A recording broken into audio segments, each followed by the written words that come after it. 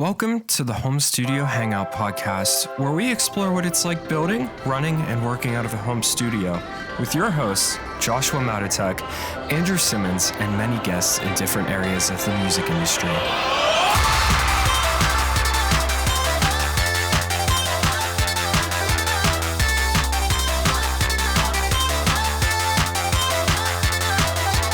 Welcome back to the Home Studio Hangout podcast. I'm your host, Drew, here with my co-host, Josh.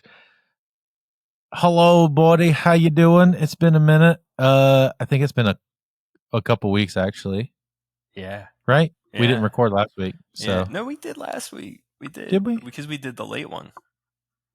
That's right. We did podcast at night. That's why I forgot, because we don't normally do that. My favorite form of podcast. We don't normally do that. So we have a couple of topics today. The music industry is on fire. Nothing short of completely burning. But when isn't it? Yeah. But in the meantime, Josh, what you been up to? Dude, I've been being chilling, dude. I've been solving Rubik's cubes. Yeah. Yeah, dude. You said you found one outside in your parking lot. Yeah, well, I found this one. I found this tiny one, and I was like, I need to pick it up and solve it. I can't just leave an unsolved Rubik's Cube on the ground. So I solved it, and I was like, I'm going to take it home with me. And when I took it home with me, like, this is obviously, like, from Party City, so it's, like, really hard to, like, turn. It's not very good. And I was like, I have, like, a beginner, like, speed cube somewhere, and I tore up my entire apartment to find it. And, like, so now I'm doing that. I'm about to order a new one just because, like... The hyperfixation is real, dude. Well... It's because I've decided I'm actually no longer doing music. You're just going to be a professional Rubik's Cuber. Precisely. I mean, there's definitely people making an honest living at it. So, sure. Yeah, I'm going to go ahead and take just it up. Sidestep. Yeah. It's. I mean, honestly, it's called pivoting. If you even read a single, entrepreneur book, you would understand what I'm doing right now. So, I've been doing that. And then, the reason why I'm doing that is because I got real into chess. And chess is so much.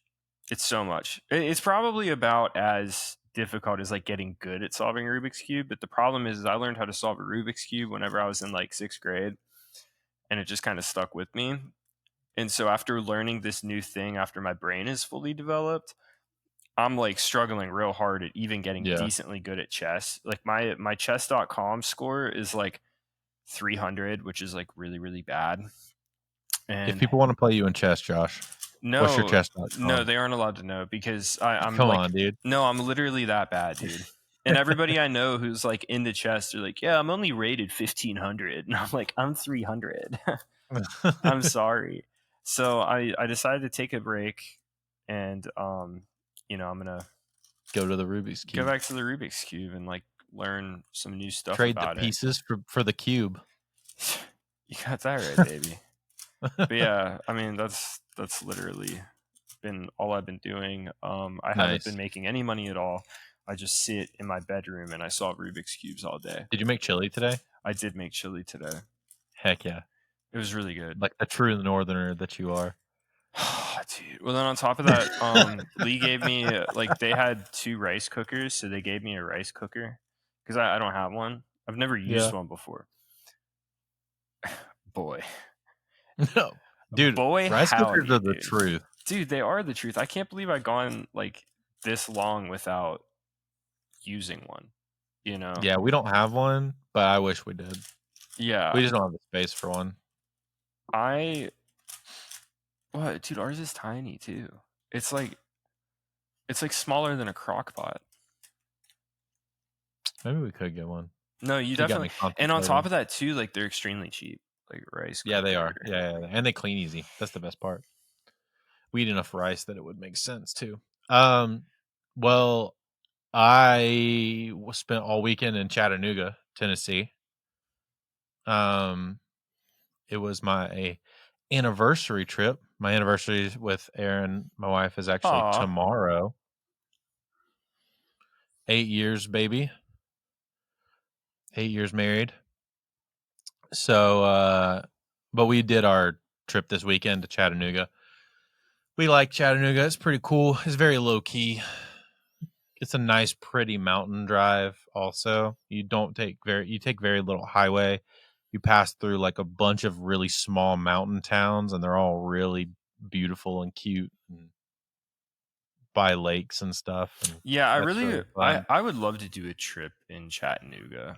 I think It is that would be nice. so much fun. My It's computer nice. is like dying right now. I was trying to send you something and everything is bad. Why is everything bad?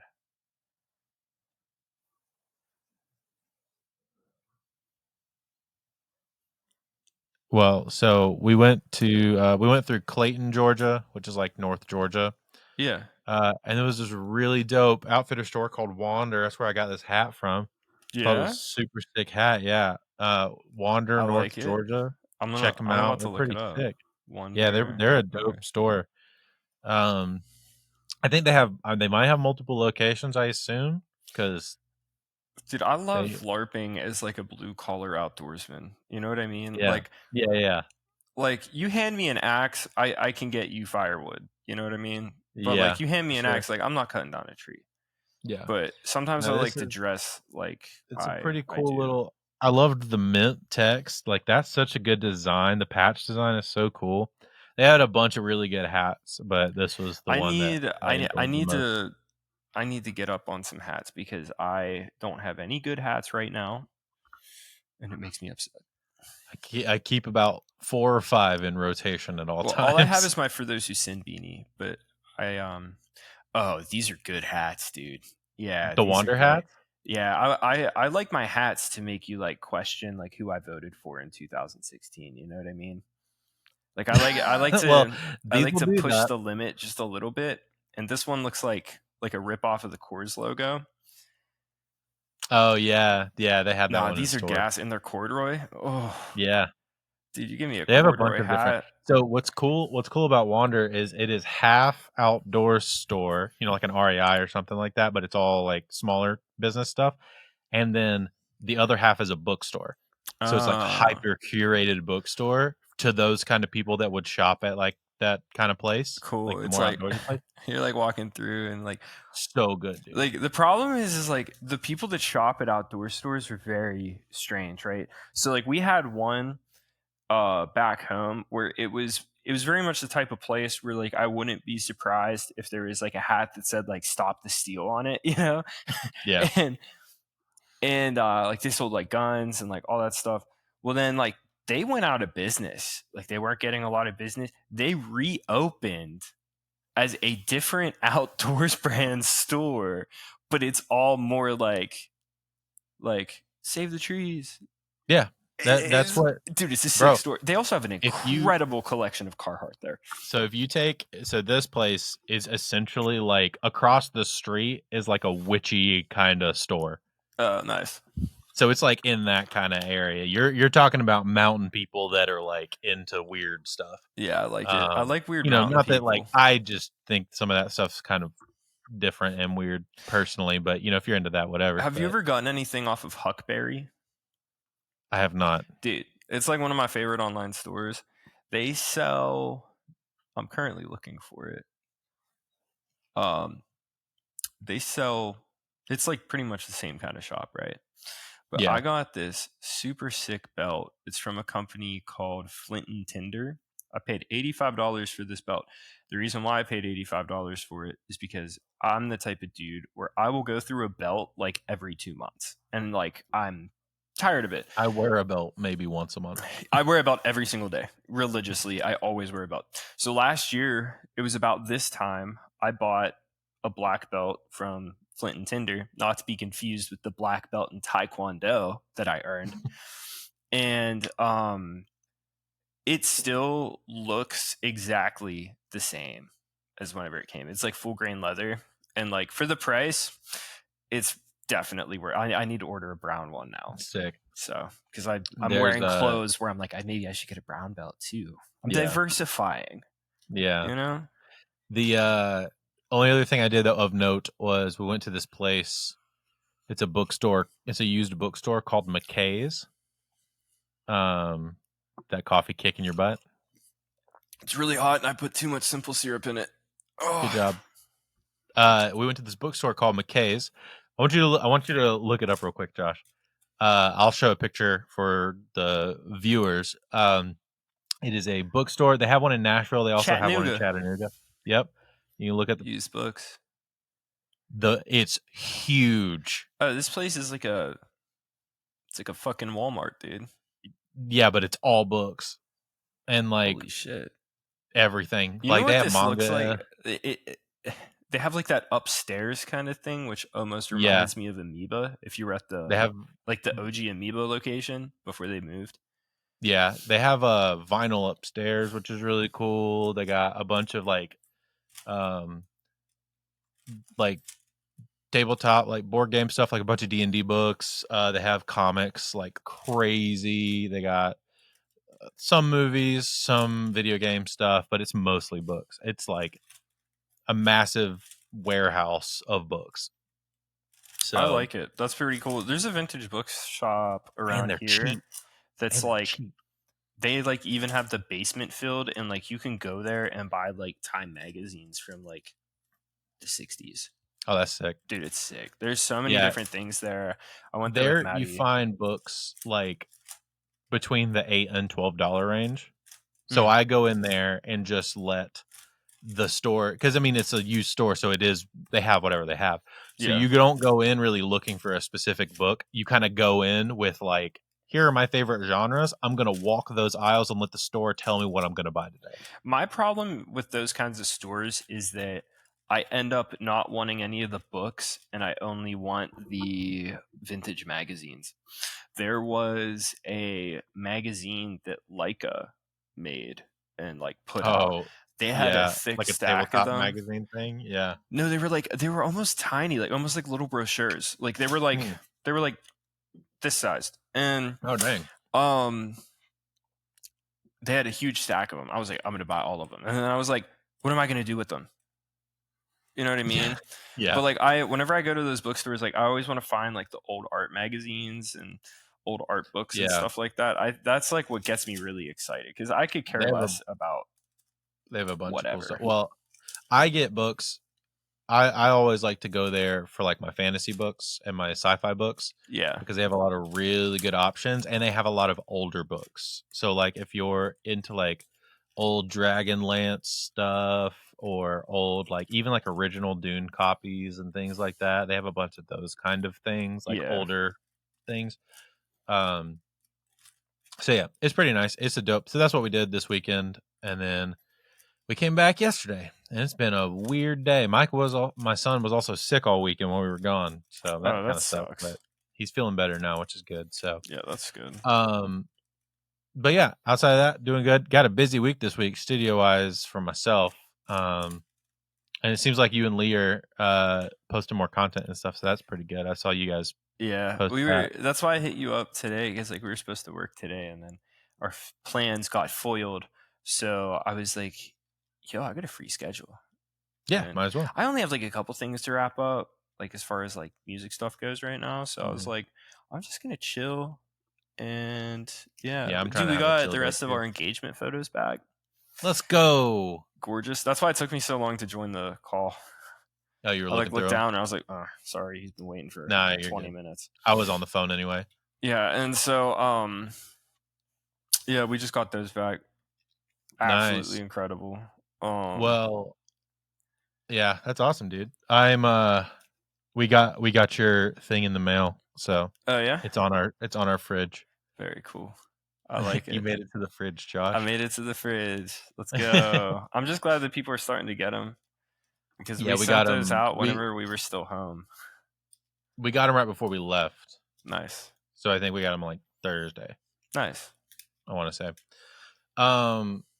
Anyway, so moving on to the topics of today, we have a couple around. So this is stuff. It actually worked out a lot. It actually worked out really, really good, because we were going to talk about around the music industry stuff a couple episodes back, and we ended up diving down like a rabbit hole of like mics and things like that. So we kind of made that more of a microphone episode. Talked about the 7dB, which shout out to Cloud, who commented on the people who make the Cloud Lifter, who commented on the YouTube video, and they were saying that they actually partnered with Shure to make the 7dB like the gain boost in it. They basically put a Cloud Lifter inside the 7dB. Yeah. Like literally. Yeah. And then I think they fine-tuned it more to match the mic capsule better. But I found that really interesting. I guess. So shout out to them for commenting. I guess that they liked the episode. I guess the Cloud Lifter was originally made to work with ribbon mics. That's what they said. And then with they also said that mic their that you were talking about 44 isn't a clone. And I was like, well, it looks like one. Yeah. It's whichever ribbon mic that they were talking about.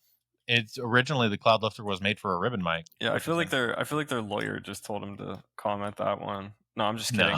No, that whole interaction was pretty funny because I was just like, yeah, this shit's lame, dude. They were like, well, first of all, that guy with the curly hair is an idiot. They were very nice. No, dude. They were nice to you, like in public. They actually mailed me a handwritten letter using with a severed finger. Yeah, and they said you're next. I was like, yeah. But it worked out that we didn't end up getting around to the more around the music industry conversation because there was a couple things to talk about, but now there's a lot more. So do you remember? This is for the folks listening, not you, Drew. Yeah, I know that you know. Do you remember whenever we said, "Hey, maybe BMI selling to a Oh, you might have to edit this because I'm brain farting. What kind of company was it? Private equity. Private equity. I always want to say venture capitalist, but that's not right. But remember when we said that, hey, maybe that's not a good idea. Guess what ended up being not a good idea? Yeah. BMI is lowering how much songwriters make off of the product that the songwriters made. So let's which go is into also that. the product that makes BMI money. So let's go into that. Music Business Worldwide article from October 17th, 2023. BMI will pay songwriters and publishers a smaller portion of its revenues as a for-profit company while upping its own margin from 10% to 15% of collections. Will its members tolerate this change? Nope. And it does not seem like it's a very good thing. People are pissed. People are very pissed. So here I'll give you a little blurb from this. Ever since BMI announced it switched to a for-profit model, questions have been circling amongst its members how this will affect their payouts from BMI, the world's largest PRO in revenue terms. Which we did an entire episode on that, talking about that stuff and what that could potentially look like. And now we know what it's going to look like. Now, Michael O'Neill, CEO of BMI, has answered at least some of these questions. In a news report, O'Neill reveals that BMI is planning to increase the margin of annual collected revenue it retains. O'Neill says, as we look at the next 3 years of our business, our goal is to distribute 85% of licensing revenue to our songwriters, composers, and publishers, and retain approximately 15% to cover our expenses / overhead, which will have historically run around 10% as a modest profit margin. So yeah. These capitalist pigs, dude. Like when I hear this stuff, I just turn into like Johnny Silverhand. You know what I mean? Like I struggle with this one a little bit because even it's the last part that gets me, right? The ending of it is the part that gets me. Do you really think that they're telling the truth, though? Which have historically run around 10% and a modest profit margin.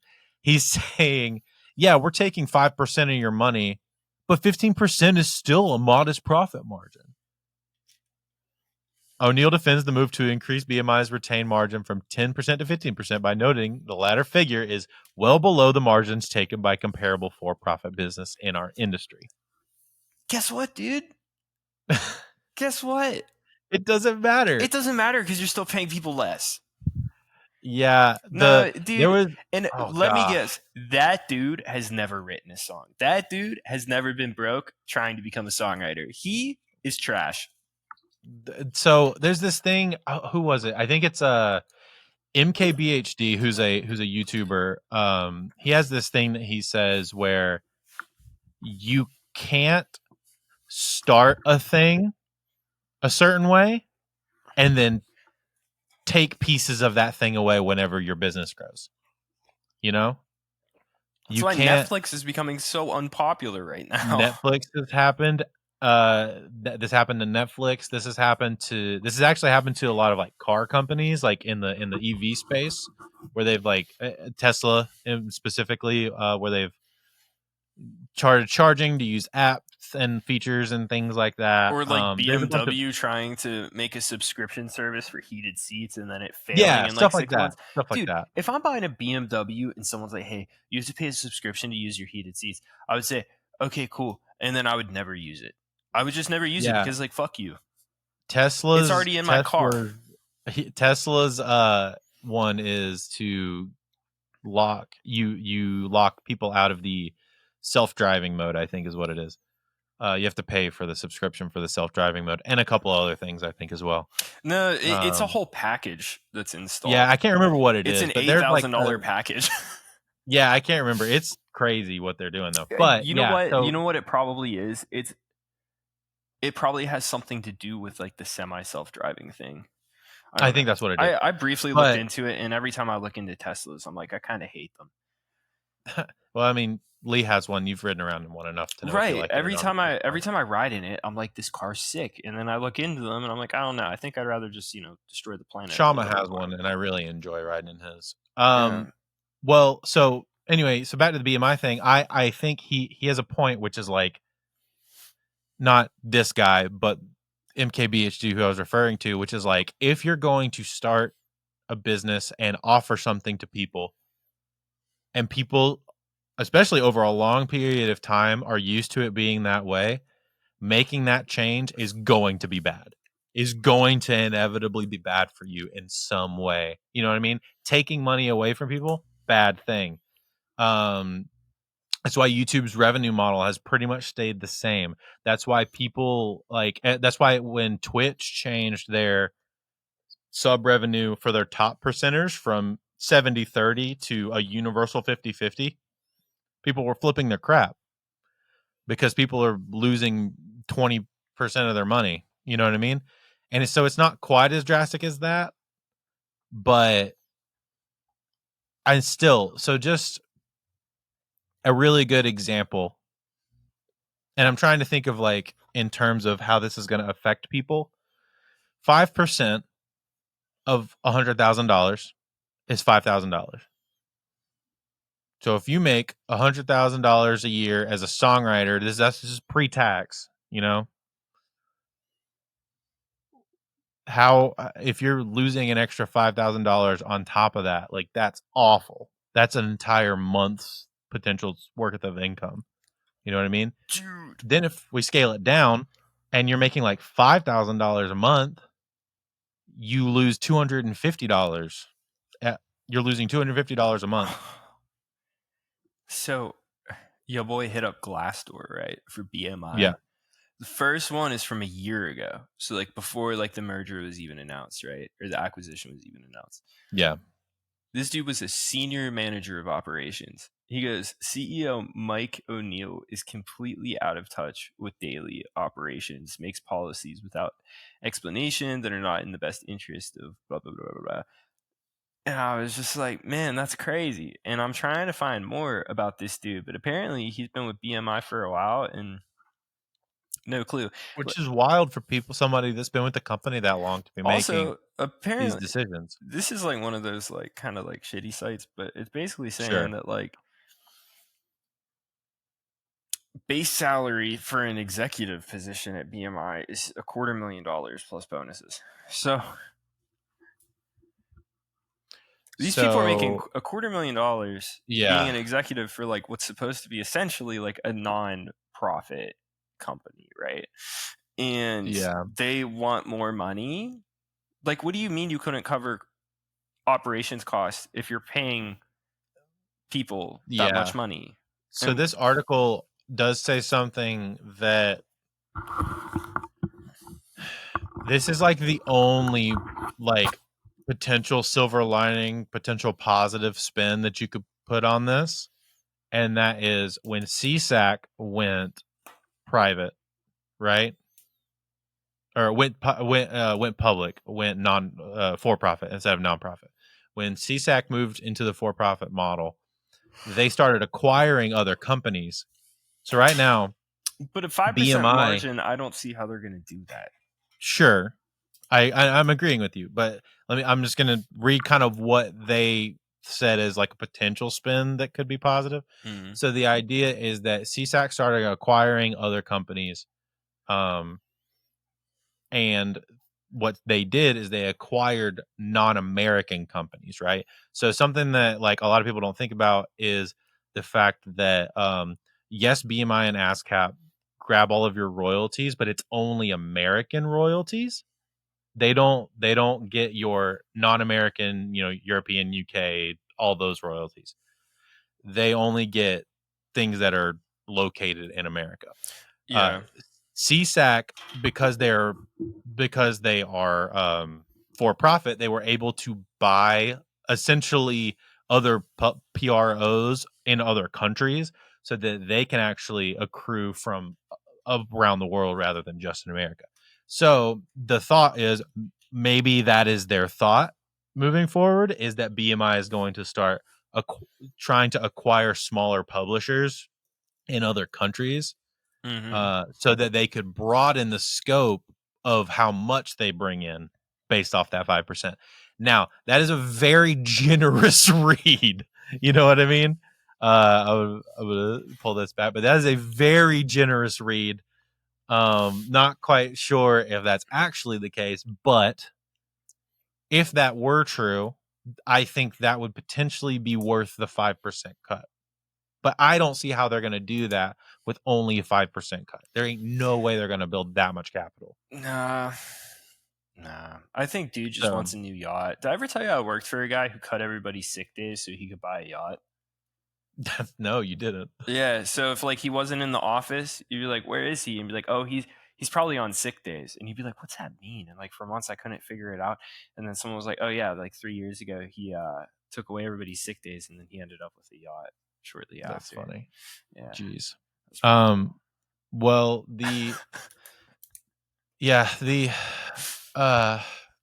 I think this has less to do with what I said about the acquisition of other PROs, and more to do with now they have investors at their table demanding profit, basically. So, and that's what happens when you take private equity investment. Yeah, like we knew this. We said this was going to happen. We even said, and I even tried to take it positive, but there was no way I could take it positive. You know? Yeah, like one of the funniest things I think that you can do is just like Google like what is a private equity company, right? Or we could even do like something more fun, right? Like because like hedge funds are trash, right? So you could say like private equity versus hedge fund, right? And we get private equity firms typically invest in private companies and see returns on investment by improving the company's profits. What? While hedge funds basically like they're the worst. They're actually the worst. But so it's like you're one Google search away from figuring out exactly what's going to happen. And you are not in that equation at all. They don't give a shit about making you more money. No, they're trying to make they're just going to drain you for everything you got, dude. So, yeah, it's not looking great. And that is number one on our list of things aren't looking great in the music industry. Yeah. In conclusion, leave BMI. Yeah, I would start, if this is stressing you out, I would go ahead and looking at ASCAP. ASCAP's free now to sign up. I did check that, by the way. They are free to sign up. if you need to change all of that. And honestly, you could probably take an afternoon and probably knock it all out. Maybe 2 afternoons and knock it all out, depending on your catalog. Yeah. Today's episode is sponsored by Safari Pedals. Safari Pedals is a plugin company that specializes in creative effect plugins that look and work like guitar pedals. My favorite thing about them is that none of them sound like plugins we all know and use, and each one is unique in its own way. I've personally been using the Flamingo Verb and the Gorilla Drive on every session that I've touched in the past week, and I'm convinced that Safari Pedals is the only plugin company that is pushing for the effects that modern producers truly crave. Use the code HANGOUT at checkout to receive 20% off of your order. That's HANGOUT at checkout to receive 20% off of your order at safaripedals.com. So the next thing is, Josh, did you know about this? I remembered. Spotify It took is me a changing minute. its royalty model to crush streaming fraud and introduce a minimum payment threshold. So Spotify has decided that they're going to decide who gets paid. I read this article too. This whole thing is kind of convoluted. I don't think that we know enough about it yet to really form an opinion, but it's not the headlines as look black scary. and white, I think, as people are saying that it is. Basically, what they're trying to avoid is like way back when a band uploaded an album of complete silence and told their fans to stream it constantly. And they actually made enough money off of royalties to then go record the record. You know? And so like what they're trying to do is get rid of all of these like scammy things that are being posted on Spotify, which is also just convoluting the algorithm even further. And so like I get it, but then also having tiered pricing or tiered payouts is absolutely garbage. So it's like in all honesty, I don't think I'm smart enough to figure out what the right thing to do is here. So and I also I'll go through the changes. Right, I'll go through the changes real quick so they can kind of understand what we're talking about in its totality. So this once again, Music Business Worldwide, as of October 24th, 2023. This is the article by Tim Ingham. He kind of gives us the 3-point breakdown right here, which is the 3 changes that Spotify are making are introducing a threshold of minimum annual streams before a track starts generating royalties, in a move expected to demonetize a portion of tracks that previously absorbed 0.5% of the service's royalty pool, financially penalizing distributors of music, labels included, when fraudulent activity is detected on tracks that they've uploaded to Spotify, and introducing a minimum length of play time that each non-music noise track must reach in order to generate royalties. So the third thing is the thing that you were talking about with like the noise thing. Yeah, but I don't like how that's worded. I don't either. Because I don't either. What determines whether a song is worth something? So that's what people are arguing. That's what people are up in arms about. How much revenue did they do? Like 1 billion this year? Yeah. Oh God, I have no idea. It's so much. That's probably there's probably a quick Google search to find that out. This is what's extremely annoying. So like, say if it's like they're paying out like $1 billion, right?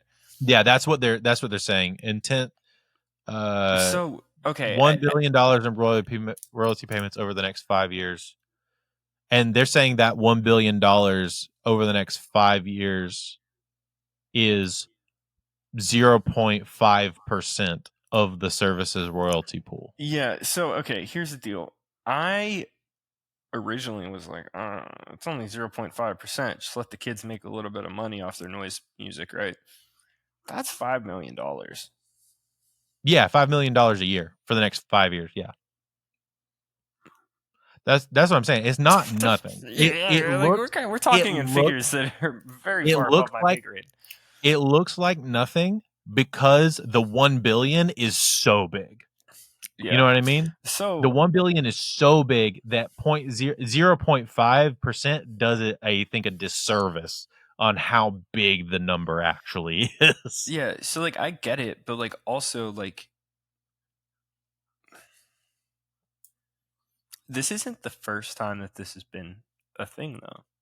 Because like remember whenever albums used to always have 12 songs and 2 of them were like little interludes?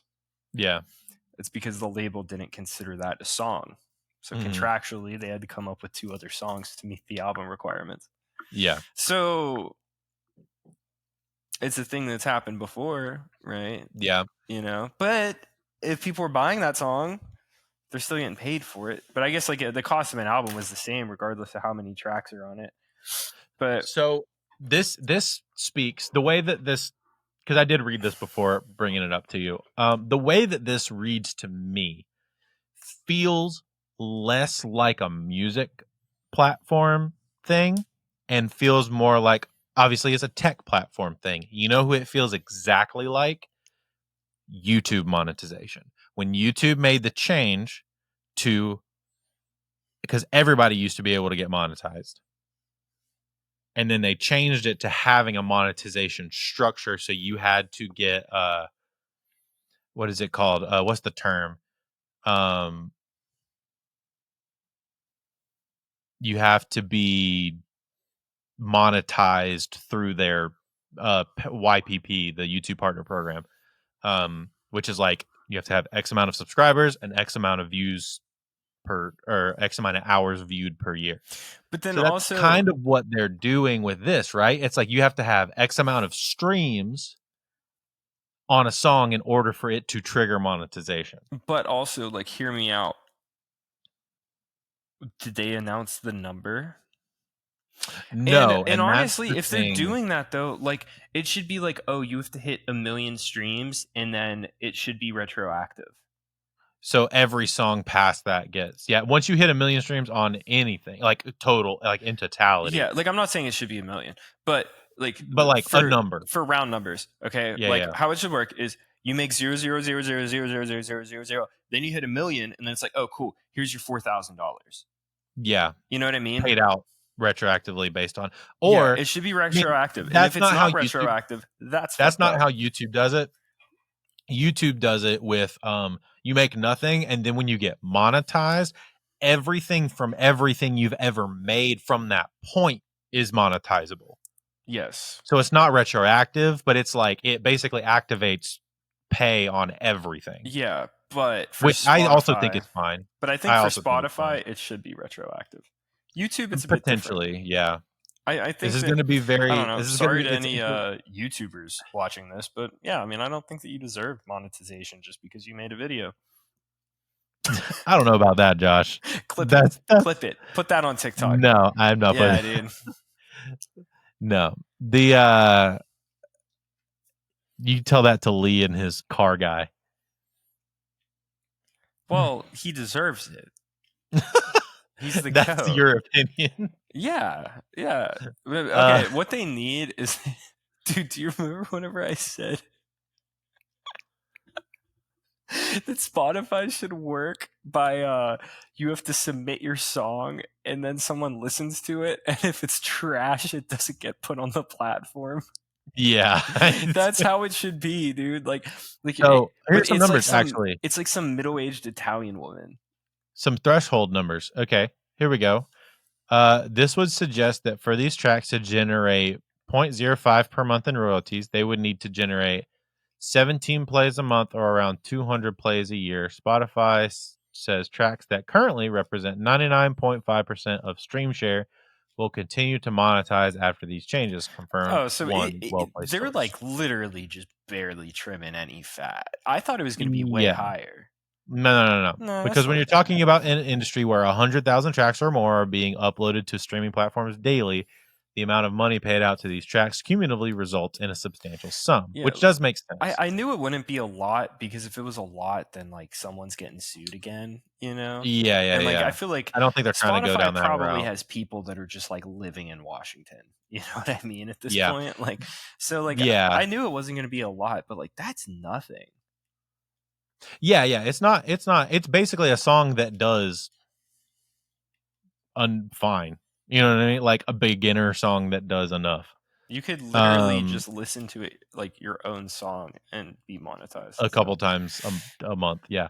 The one that I find actually the most interesting is The second one, financially penalizing distributors of music, label included, when fraudulent activity is detected on tracks that they've uploaded to Spotify. I need to know what that. You might have an insight on this. Oh, but I know don't exactly know. what it means. What does that mean? Okay, all right. So let me tell you all about it, folks. In short, you know how like a bunch of people are like buying streams, and they're buying YouTube views, and they're buying bot comments and all that. Yeah, And they're buying followers still.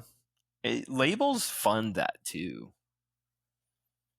so it's preventing bot streams. Dude, that was like a huge thing whenever like Jack Harlow's last album came out. People were like, why are there so many bot interactions? And then like Atlanta got busted for like literally just like artificially inflating their numbers with like bot farms in India. And so yeah, that's all that is, which is good because like No, that can only be helpful because that's essentially stealing money. yeah, no, not only is it stealing money, but then like it's also just straight up just like kind of garbage, you know, but like they're doing it so then they can inflate these artists and get them put on like big festivals and stuff like that and make a ton of money at a festival, but then like they announce a headlining tour and like nobody shows up. Yeah. You know, but that's also a thing that people artificially inflate too, dude. Most of these artists that have sold out tours, they aren't even close to sold out. They're just paying the label, or not the label, they're paying the venue to stop selling tickets. And then they say it's sold out. Or they're buying extra whatever kind of tickets, and then they're technically sold so they get to sell out. Dude, it's nuts. Like extra VIPs or whatever. Everything is fake. Yeah. Yeah, I found that the most interesting actually, because that's going to keep, I know labels have been doing some shady stuff around streaming and Spotify and like all that, and this is going to keep them, they're going to have to come a little more correct, which is good. And I also think, you know who's also going to suffer because of that though? Songwriters and producers. Yeah. Engineers. I mean, everybody. You know what I mean? They're going to be making less money, and then they're going to be like, sorry, we can't afford your rate. I'm hoping that this will continue the growth of the independent music movement that's continually going and like continually growing. You have more and more artists popping off that are not on a label, that won't sign to a label, you know? Mm-hmm. I'm hoping that will continue to grow, and maybe because some of these inflated numbers, it's really funny, but some of these inflated numbers by labels are to say, hey, look how good we're doing. Why don't you come sign with us? We get all these numbers, when in actuality, they're paying for a lot of those numbers. And some of the people that are signing are better off not signing and getting more, because they probably make more on their own numbers because the label's inflating it with bot stuff. Yeah, man, there's like this big thing where like a lot of artists that should be signing to a label are also going to make less money once they're signed to a label. You know what I mean? Yeah. Like it's like hyper specific. Like you have to make sure that you're a great fit. You know, the team is gonna, help you nurture what you need to nurture. But I don't know. And they gotta care. Like you gotta have good A&R, you gotta have good management, you gotta have good everything across the board. There's so many instances where like it's totally not like that. It sucks, man. Yeah. But like, I don't know. I think it's really funny that Spotify's like, hey, record labels, we're coming after you. Yeah, which is, hey man, I normally Spotify gets a lot of flack for being, because I mean, definitely, hey, Spotify, definitely pay us more, but also like somebody's got to go after the labels, and we're all too small to do it. So they're really the only people that can do it. You know what I mean? They're like them and Apple are the only people that can like actually make them do it, and Apple won't. Apple, yeah, because Apple's a whole ass bitch, dude. They act like, but that's what I mean. Apple won't. And so pay... Spotify's the only company that has the like. One, they have a reason to. Two, they have the ability to. Three, they have the capital to. First of all, Apple's charging $800 for like $300 worth of RAM. All right. So first of all, fuck you. Second of all, Apple will literally be like, hey guys, we're paying our songwriters and artists so much more money than the competition. But then, like, you go to their Spotify, or they're not their Spotify, their Apple Music playlist, and it's just like everything that's on the radio, and it's like you're doing nothing to help artists, you know? Yeah, you get 0.05 on Apple versus 0.03 on Spotify. But Spotify's algorithm is way more tuned to growing your audience, so you can actually grow. You can actually use Spotify more like a social media platform rather than just like a listening platform. Yeah. And Apple Music is like, no, we don't care. Just give us money. Yeah. And I use Apple Music. I also use it because I get it for free because it's a part of a family plan that I have. So, but I try to listen to as much stuff. I haven't been listening to as much music lately as I want to. I don't listen to music. I've been really reading a lot. So I've been listening to a lot of audiobooks. I only listen to the sound of my stomach growling when I'm on my fourth cup of coffee. Yeah.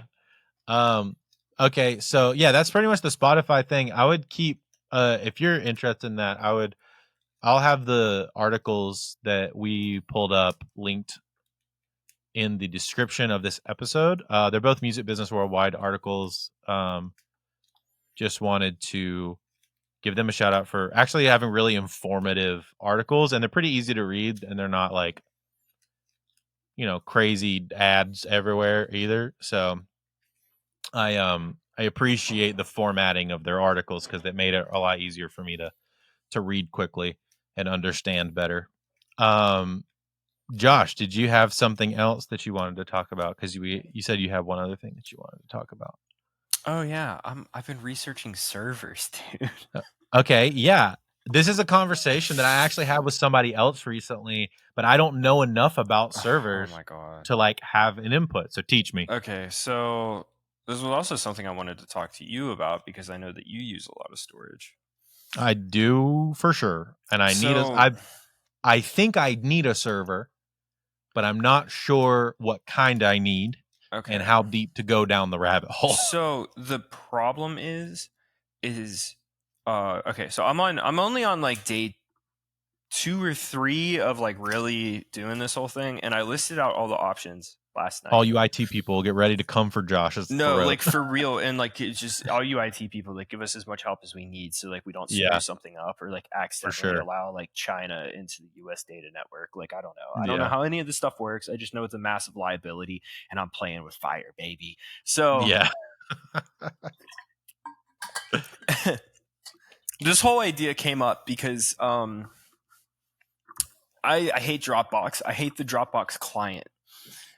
It feels like a virus on my computer. I hate it, so I don't use it. And then I don't either. Their web IO sucks. It just sucks. Yeah. I hate it. And then it's not my favorite. Searching for things on Dropbox sucks. It all just sucks. It's the best of the options, in my opinion, as far as the web hosted stuff, but it's still not great, and it could definitely be better. Yeah, and it's like the best we got, right? Yeah. So I was like, it would be so great if I just made my own server, right? Worst case, I could go ahead and just because we have to back it up. This is also part of a reason. The main reason why I got onto this is because I'm really starting to use like space. You know what I mean? Mm-hmm. Like, this is like the first time in a year I've used up 2 terabytes in a year, and so I'm like, that's a lot to archive, And so this is partially because of archival, collaboration, and file sharing. If you just need something for archive purposes, you're better off just buying or building an NAS, which is just like network attached storage, I think it stands for. If you guys don't know what that is, it's literally a hard drive array that's attached to your local network. So then you could just drop files onto it. You could have Time Machine backup to it. You can clone your hard drive to it. Then you can have that set up in like a RAID array. So if one drive goes down, you have a backup of it. And then you can also have all that backed up to Backblaze. So if everything goes bad, you're good. The problem is, I am scared shitless over NAS, like pre-built NAS systems, because Drobo, like the most popular one, they use a proprietary writing system, dude. Do you know what that means? That means that no one could unencrypt it Yes. if something goes wrong. Yeah. Yes, you have to buy another one. So say if it gets fried, say if you have a power surge or something, right? Which it should be Yeah. hooked up to a surge protector, so it's partially like your fault. But I personally know a dude where his Drobo just freaked out and he can't access any of his data, and it corrupted one of the drives. How it was set up was in a way where like half of his files are just straight up corrupted. But the way it backed up to Backblaze is fine. So he's waiting on hard drives from Backblaze to recover his data. Gotcha. But that's scary, especially because they aren't cheap. I think they start at $600, right? Yeah. So the other option is to build your own, which is super, super simple. You can do it using like a Raspberry Pi if you want to. And it doesn't take that much effort. And so that's where this all began. I've been talking about building an NAS for like 2 years now. Yeah. And real quick before you get into the building of one, so the ones that I've seen are the Synology ones, and I've seen a lot of people really like popular. those. Yeah, I've seen a lot of people like those mainly because they are they're good for small setups. Because you can add more, so like they're expandable. You can get like an 8 slot, but only have like 3 or 4 of those slots like in or whatever. And then you can pull the slots and actually move them to different NAS bays. Yes, exactly. They even make a little 2-bay one that's only $250, and then you throw your own hard drives in it. And like, yeah. So cool. I've thought about getting the 4-bay. I think it was the 4-bay one, because you can still attach hard drives to it as well. Now, this is mainly for backups and stuff. So the thing is, like, we have these type of setups. These are cool, right? These are great. Yes. For creatives. You're able to back up all your stuff. Everything's good. And they're like $400 to $600 roughly. So dude, I was talking about it. Well, like, the Synology ones are like $400 to $600. Dude, I was just talking about it with my friend who like does networking for a living, and he recommended I think Lenovo branded ones. Like, they started like $1,200. I was like, they're so expensive. I'm not doing this. They're so expensive. That's too much. But security is an issue. There's a lot of things that end up becoming an issue with them, and as long as it's on like your network and like your network is secure, like you're fine. The problem is say if you want to recall something from it, or you want to send it to somebody else, then here's what the process looks like. You have to pull it from the drive, which depending on your internet connection might be kind of slow. So you're probably going to be hardwired into your network. And if you're hardwired into your network, it's going to be pretty fast. So that's good. But then you have to package it up, upload it to Dropbox, and then send them a Dropbox link. Then they have to download it from Dropbox. Dropbox is extremely slow. Yeah, it is. Dropbox is also both expensive and affordable at the same time. I'll get to that in a second. So it's ecosystem. It's kind of once you get locked in and everything's there, it gets very complicated to remove yourself from it. That's at least what I found. Yes. So Dropbox, I have the 2 terabyte plan. I still have a little bit of space left. Lee is on the 4 terabyte plan, and he's going to have to upgrade soon. And he's like, dude, I'm not paying like $80 a month for storage. Like, this sucks. This sucks. Yeah, I have the 3 terabyte plan, so I think I'm paying like $25 or $20 or something like that.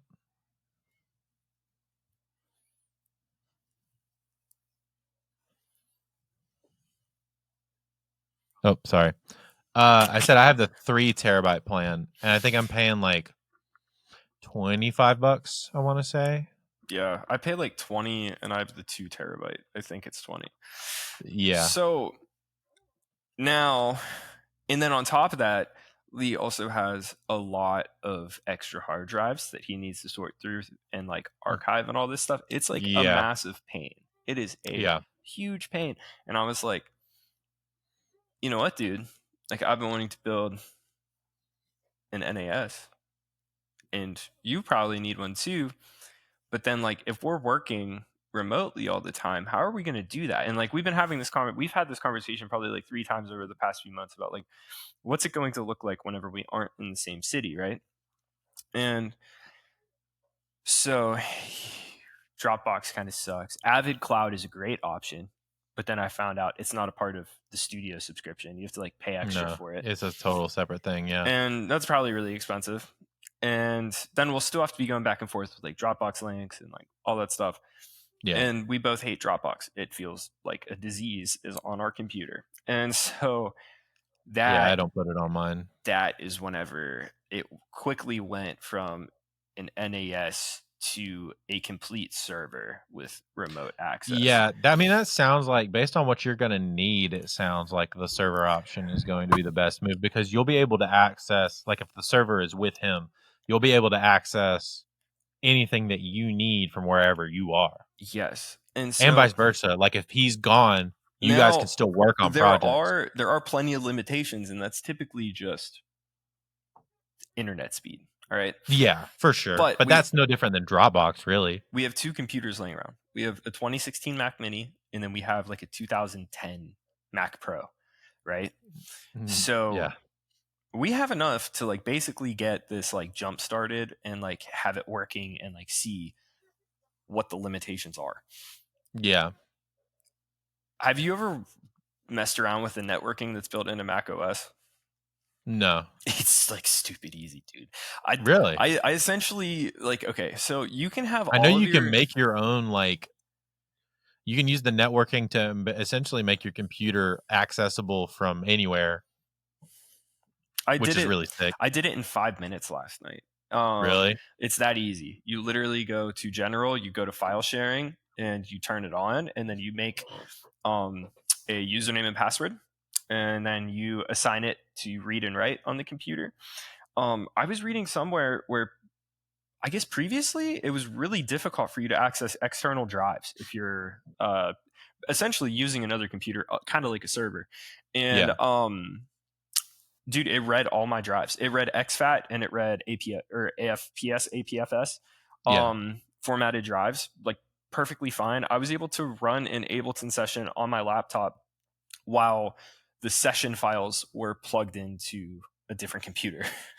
Oh, that's sick. It worked great. So now, after doing that, I was like, dude, this is so easy. All we have to do is turn on a computer, reformat the drives because they're old, whatever. Yeah.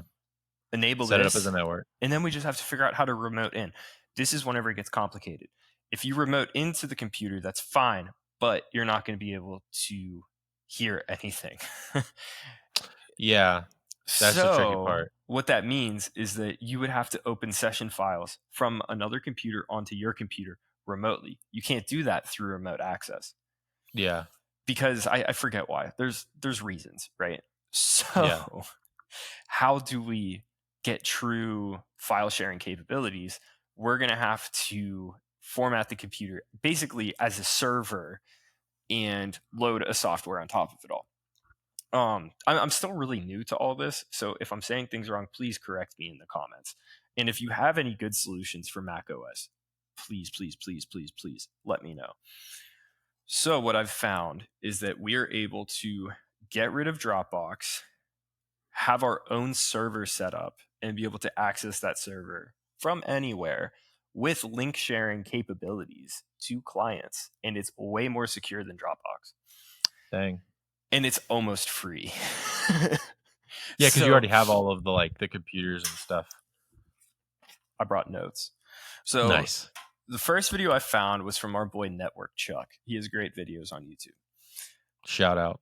And this is using Amazon AWS and S3 paired with a software called FileCloud.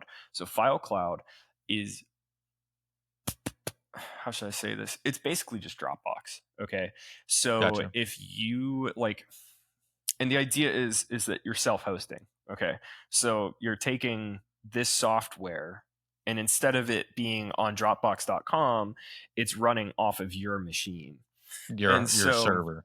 Yeah. Like imagine if you were just able to download Dropbox and put it on your computer.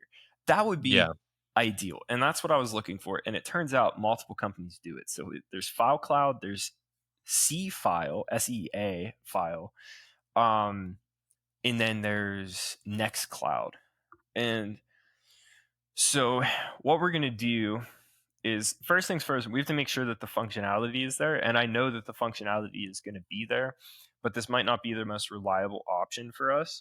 So we're going to test the entire system using FileCloud and Amazon AWS, where essentially we're going to boot our own server using Amazon. AWS. Yeah. And then which is just what, like, for those of you who don't know, that's like what Twitch runs off of. Yeah. So basically what you do is you just make an account for free and you boot up your own server. It's like $6 a month plus like whatever else. And you're just renting hardware from them. The space. Yeah. And so that hardware isn't big enough for storage though. So the easy way to add on is by using Amazon S3 storage. Problem is at first I was like, this is perfect. We don't even need a computer. You know, like this is great and it's cheaper than it's not. So how I never knew this, but like moving data is extremely expensive, and which now means Dropbox is actually a bargain. So if you were to store 2 terabytes of data on S3, it's something like $50 a month. It's around there, between $40 and $50 a month. Dang. That's expensive, right? Yeah. But now you get charged every time you search for the data. You get charged every time you upload the data. You get charged every time you download the data. Any kind of what do they call it? They call it puts, gets. There's something else. There's a word that like encompasses all of them, and it's slipping my mind right now. Requests. And I can't. Request. That's what it is. That's what it is. Yeah. Yeah. So now there's different tiers though. Okay. So S3 standard pricing, it would be like $50 a month. If you go to Glacier, which is for archiving, it'll be less. If you go to Deep Archive Glacier, it's like dirt cheap, dude. You could literally store 10 terabytes of data for like $8 a year. But there's a catch. Great. The download speeds are slower and there's a wait period. So anytime you move something to Deep Archive, you're looking at you're committing to paying for that data for 180 days. So you can move it off of there, but you're still going to be paying for it for 180 days. That's why if you need medical records, it takes them so long because to recall those files, it's actually like, there's like a wait period.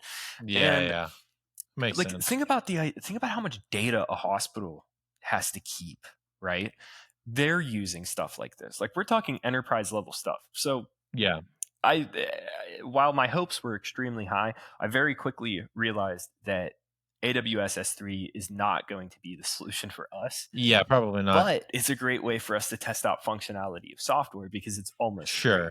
It's going to be really cheap, and installing stuff on it is super easy. So what we're going to do is I want to test out FileCloud, see how reliable it is, and then I'm also going to check out CFile, make my decision on what software I want to use, and then this is where it gets annoying. All 3 softwares that I mentioned do not run on Mac OS. Oh, God. Because my initial idea was, okay, if I could load this on a Mac server, then we get the local Mac networking for whenever we're in the same room. We're able to just the handoff stuff, and everything's just seamless. It's seamless, right? Yeah. And we're probably going to set this up regardless. So like when we're working on something in person, like it's like, oh, hey, I have this and I can just pull it up real quick. It'll be great. So much better than airdropping stems. And so now we lose all of that and we need a Linux machine. Which means I also have to learn Linux. I don't know anything about coding to begin with. So this is cool. I'm off to a great start. And so like Linux with FileCloud will probably end up being the solution. If not, it'll be CFile. They all have desktop clients. They all have, I forget what they call it, but essentially it's like real-time updating between the server and the computers that are on that server. And then also they all have file sharing and mobile apps too. So It's Wow. going to solve all the problems, but then I was still thinking, I was like, dude, getting it set up is going to be very complicated, though. well, then on top of that too, it's just like, it sucks not having Mac OS at all. So now Yeah. we're taking it a step further, and it's going to be a Mac OS machine running a virtual machine, running Linux, running the file server. God. And I have a Oh. dude who's helping me figure it out, dude. So I have two options for this. All right. I could either just do like a basic little virtual machine, or I could do something a little bit more advanced, and which is going to be kind of like Docker. Docker, it seems like it's way too next level for me. But we're looking at hypervisors. And so like the idea is that hypervisors are like what people use for pen testing, right? So Yeah. I'm probably on a list. You know what I mean? Looking up all this stuff. Like I this one artist I know, he's like super into cybersecurity, and like he's like studying to become a pen tester, and he does all this stuff for a massive company doing like enterprise grade cybersecurity. And like he'll show up to the studio with like things that like make your phone go crazy, you know, like sending it like random Bluetooth requests and stuff. And like, That's funny. dude, it's crazy. And so I would always joke with him. I was like, what's it like being on a list? He's like, it's great, dude. I make a lot of money. And I'm like, okay, cool. And so now, you know, I feel like I'm right there with him, except I don't have the know-how yet. But you're not making the money. But yeah, so it has been a journey. And I feel like a Yeah, it lot of sounds like people would look at all this and be like, I'm fine with Dropbox. But I, my friends, am hell-bent And stubborn. on making sure that I have the functionality that I want, because I hate dealing with this stuff. Yeah. I get it now. I get it. I understand why people are this level of nerd, and it's because there is a problem that no company seemed to figure out how to fix. So then they go through the necessary steps to fix it. So and then that's how they end up building their own software. Yeah. This is exactly how people end up building their own thing. Yes. And so, because I understand at one point in this like 72-hour journey, I was like, okay, so like we'll have like the remote server, but then like that also doesn't completely fix like my local backup needs. And I was hoping that like maybe I'd be able to use it for like my fiance's projects, you know, because she uses a ton of data. And then I was like, it would also be sick if maybe like we could even have you on it too, because you use a lot of data. Yeah. But this solution should I do about 1 to 2 terabytes a year. Yeah. And so it's like, theoretically, this should solve all of those problems at once. But now the next step is figuring out the build, though. And what I'm thinking is that it shouldn't be too hard. I also have no clue what it's like running a RAID setup on Linux, and I'm also I have to do a little bit more research, because now that we're into the idea of virtual machines, I have to make sure that they're accessing resources like appropriately. So like, can I actually have a computer running Mac OS and drop things onto those drives while also having a virtual machine accessing those same drives? Yeah, so essentially like double reading is kind of what you're doing there. Yeah, which and I don't know. And I don't I'm think not that 100% sure if it I don't know if it works like that. I don't think that you can. And so I know if you're running I think a machine can only see a thing once on one software. Does that make sense? Like it can only see on an OS, it can only one OS can read a thing at a time. Whenever I was looking into like I could be wrong. hypervisors, that's kind of the vibe that I was getting. Yeah. But then whenever I was learning about Docker, you're essentially virtualizing hardware, which sounds crazy. So I guess unless you have a way to back end it, or like what I'm saying is like what it's doing. Like with Docker, like X amount of storage and RAM is for this one container. And it's completely isolated. As far as this thing is concerned, it's its own computer. And so I'm I don't know. I have a lot more research to do, and I will be sure to Yeah. keep the podcast updated About because to say, IT people, get at Josh and tell him what he's doing wrong, And- or if there's any direction that you can send him that might help him with his needs. yeah, And I mean, maybe even for those people, give your idea what you want the thing to do, so that they understand like kind of what you're going for. oh yeah. So essentially, what we're looking for is our own server that we can directly upload things to. Use it to generate links to avoid third-party companions like WeTransfer or Dropbox, and also use this for archiving. And it has to be able to be used from any machine that we want it to be, from anywhere ever. And I know that the biggest bottleneck is internet speed, so like there's a good chance that like we won't be able to run things directly off of it.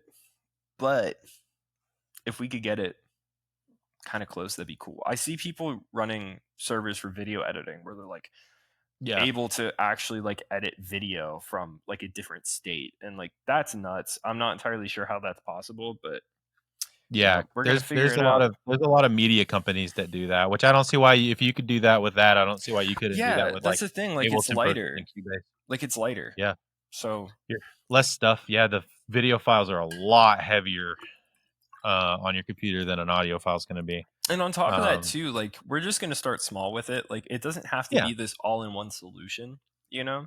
But you can build. It's something that you could build with. But if we could at least use it for collaboration at first, you know, and then that makes sense. Add on more functionality as we go, that would be sick. Yeah, because if I could avoid having, you know, a RAID array NAS setup and a server, that would be fire, you know. Yeah. And then what's also cool too is like as far as redundancy goes, like it's pretty simple. We would just have everything hooked up to Backblaze, and then I'm looking it up, right? And Backblaze also offers B2 solutions. And so yeah, it sounds like you're on the right path though. Yeah, and so like this is another based thing on what too. I know about based on what little I know about like servers and NAS setups and all that kind of stuff, it seems like you're heading down the right path. I just don't know enough for that extra. The collaborative part is the part that throws me, right? I don't know enough to get that. Well, that honestly, the collaborative part is the only reason why we can't use something like B2 or S3, because if you're at like, okay, so like let's say we have like a total of 10 terabytes that are stored, right? And like honestly, we don't even need a lot of this stuff. We might be able to like compress it or do whatever. And then like monthly downloads, we'll say is like it's going to be less than a terabyte. Let's say 0.25. Nope, it won't let me do that. So it has to be 1. It's saying total operating cost per year is going to be $720 a year, which is like stupid. And that's so much cheaper than Amazon S3. Amazon S3 is at $4,200 a year. And that's why they do like the whole tiered thing, right? Is like being able to pick what that data's whole thing is used for. Yeah. So I don't know. We're going to try out S3 because it seems like the best option and see how it works on like current projects that we're working on, and then see how much it costs. And then just kind of go from there. Well, I don't think S3 is going to be remotely well, IT viable. people, get at Josh, help him out, help him and Lee kind of figure out their situation, because that's kind of like the time is ticking on that whole situation as well, as far as him being gone soon. So you got to figure out all this. You're like on a clock. Oh my god, yeah. We only have what's today's date? The 6th. Cool. New Call of Duty drops in 4 days. We have like 2 months. It's oh nice. It's Stranger Things Day. Yeah. New Stranger Things came out today. Yeah. But yeah, so get with Josh, help him and Lee figure this stuff out. I think that's all for today because we're well past an hour at this point. Yeah. Anytime, dude. If you want me to talk about my weird little nerd hyperfixations, I'm more than happy to. For sure, always. Guys, check out the ad from today, Safari Pedals. Super stoked with them. to be working with them for a couple things, and I'm gonna have some stuff with them on my personal things, and hopefully you'll see some more stuff with them soon. SafariPedals.com, code Hangout at checkout for 20% off. They have some dope stuff. Really stoked that we got a really good plugin company to work with as one of our first ones. Yeah. Also, so everybody listening, like, Drew and I are very adamant about only plugin companies that we wholeheartedly endorse. And I have been using Safari plugins on everything that I've been doing for like, what, 2 weeks now? A week? Since I sent it to you. Yeah. I got it about 2 or 3 weeks ago. And I vetted it with myself, Josh, and 2 or 3 other producers and engineers that I really trust that make a bunch of different kinds of music too. So I tried to kind of spread it out. Yeah. And everybody has said the same thing, that they are very impressed. Well, we loaded them on Lee's system, and as everybody knows, Lee is drum god. I was like, hey man, I think that the flamingo verb is gonna rip on drums. I just haven't had like real drums to use. Yeah. And he like loaded it up, and he was like, room verb, bro. He's like, this is nice. This is real nice. It's sick. I hope that makes it on some of Lee's records too. It will. And we're gonna set up an interview with the guy at Safari Pedals, because he's also a producer and engineer. So that'll be super cool to talk with him whenever we get a chance. But next week's episode, I can say this because I know next week's episode is Chris Davis from the Goes Inside that we recorded a couple weeks back, which was a very fun episode. They have a new song dropping really, really soon, and that one's going to be, it should be out by the time that episode is out, I believe. And yeah, so that one would be super cool. Keep an eye out for that. But yeah, Josh, thanks so much for hanging out with me today. Of course, dude. Thank you. Listener, thank you so much for listening. Don't forget to subscribe, like, share with a friend, and it helps us and the show grow. And once again, thank you for listening, and we'll see you next time. See you next time.